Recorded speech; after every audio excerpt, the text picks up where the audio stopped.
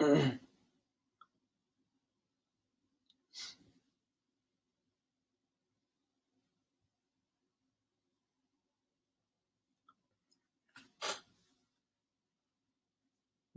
to step number 4, guys. We've already picked our niche, we've already picked our product.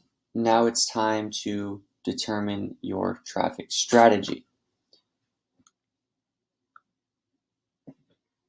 So first, you have to decide how you want to get the traffic.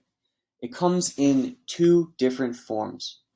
The first form of traffic is paid. This is exactly what it sounds like, paid. It requires you to spend money on platforms to advertise on, such as Google, Facebook, Instagram, or YouTube. This can be done with as little as $5 a day to get started, but you need to keep in mind that at the beginning, you're not really going to know what you're doing. So if you keep putting that $5 a day in and not making anything in return, it's going to end up costing you a lot of money.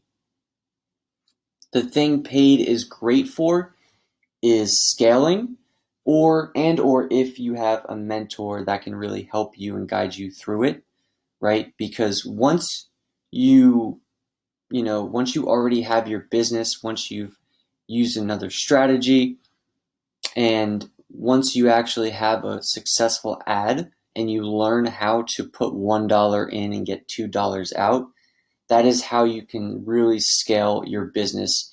And it's data driven, so you pretty much know the return you're going to get once you know what you're doing, and essentially you can print money. It's pretty crazy, but it's also very risky if you're a beginner because you have limited resources and you don't know what you're doing. It's easy to put $5 in every day and not get anything out. It's hard to put $5 in every day and get $10 back. The second strategy is organic. Organic traffic is free traffic. So this can be traffic that you generate through different social platforms, blogging, and websites. This would include TikTok, Instagram, Facebook, Twitter, Pinterest, YouTube, etc. Right? Organic is great, but it takes time and you have to post content every single day and you have to build an audience organically, right? So once you have the organic traffic coming to you and you're making money from the organic traffic, the strategy would be to then go to paid and learn that method, or hire a mentor, put that money into ads, learn how to put $5 in, get $1 back, get $2 back, 3, 4, 5. Eventually, you put $5 in, get 6 out, get 10 out, get 15 out, and that's when you can really scale your business. So it really is a decision that you have to make. Normally, if you're a beginner, it's best to start with organic, but there are exceptions. If you can pay for a mentor that helps you, then you can do paid traffic right out of the jump and do it successfully, right? Because you're getting help from somebody who already knows how to do it. So traffic method, determine your form. It's recommended to do both always, right? But that is something for you to decide. Now that we know what these 2 organic and paid traffic methods are, let's look a little bit deeper into both. So here's a look at a paid advertisement on Facebook. You see Planet Fitness, it says sponsored. When a listing says sponsored, that means it's paying Facebook to get in front of that specific audience. And above the image you're going to see the product description. This is known as the sales copy, right? Planet Fitness is coming soon. Join during our pre-sale for only $1 down and $10 a month. Hurry, join early, and save now through 9/16. It's creating urgency, and it's usually done as, again, sales copy means pain point, solution, and an offer, right? In the middle, you're going to see the actual picture, the image, or the video, the thing that you're using to get people's attention. If you're scrolling down your Facebook timeline and you see big yellow balloons, you're probably going to stop, right? So in this case, it worked, and I know I would stop.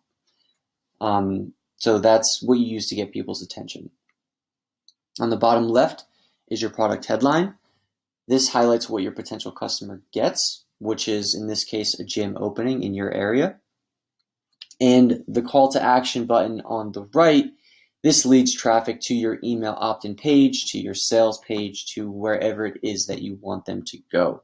So again, because this listing says sponsored, the company is paying Facebook to get in front of you. If the company is paying Facebook to get in front of you, that means you're their potential customer. You're in their audience, because when you run ads, you can put different information in, such as location, interests, gender, all of those things you can put into an ad and specify exactly who you want to see it, right? So it gives you the better sense of, better likelihood of people who see it wanting to sign up, because you only want the people to see it that are supposed to see it and that will sign up, right? So that is a paid example. Now going over to an organic example. This is an organic page on Instagram, a regular Instagram page, keto meal recipe. So you see their account name, it's relevant to their niche, because you see in their description, join the 28-day keto challenge to lose 20 pounds and get more free recipes. It's incentivizing you to click below, right? It's a call to action. It goes to their landing page. It goes to their website, whatever it is it may be. They're leading you to where they want you to go. So again, the link that goes to the opt-in page, ultimately the sales page, that's how you make money. And the image and the video, it's all free content, right? It's free content that's on Instagram. It's a social platform. They have over 1 million followers, over 3,000 posts, which takes time, but you can put whatever you want there, whatever your niche is.